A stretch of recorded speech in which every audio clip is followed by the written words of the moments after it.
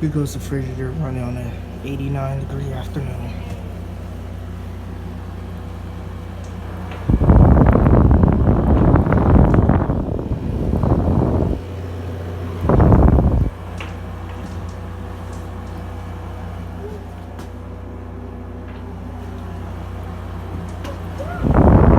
It was very cold.